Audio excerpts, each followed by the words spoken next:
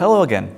Let's talk about Holy Communion, or as it's sometimes known, the Lord's Supper, or even the Eucharist. We all know that good food is a gift from God, and that time spent with good food builds relationships. All throughout the Old and New Testaments, we see God providing for His people through food and drink. Likewise, this communion meal is one way that God provides for us, His people, still today.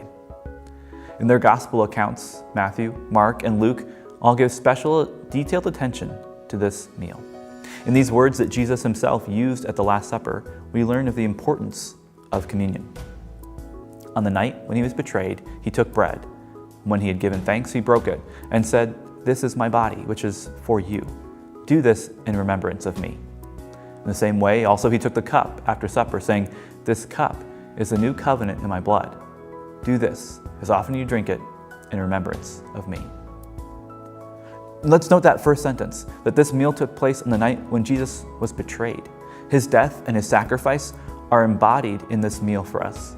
But even in the darkest of His hours, Jesus lived and died for you and me. At this meal, when Jesus and His disciples were celebrating the traditional Jewish Passover together, Jesus took the ordinary elements of a holiday celebration, bread and a cup of wine, and He did something extraordinary. He gave thanks, as was the custom, but then He claimed that the bread was His body and the wine in the cup was His blood.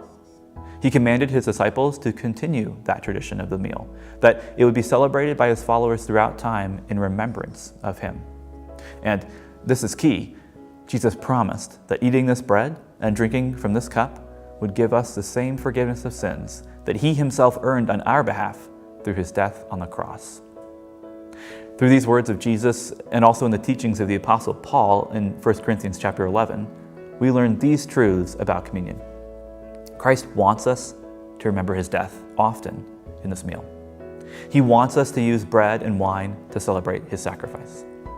He wants us to believe that what He's claimed, that this bread and this wine are His very body and His blood. And He wants us to know in our heart of hearts the promise of this meal, that Christ died for you. Like in baptism, Christ gives us a real physical practice that's not only a reminder of His grace, but it's a literal carrier of the grace and forgiveness that God gives. Lutherans teach this understanding of communion by what we refer to as real presence. Christ is really present. His body and blood are in, with, and under the ordinary bread and wine. We believe in the real presence of God in this sacrament because we trust the plain words of Jesus. This is my body. This is my blood.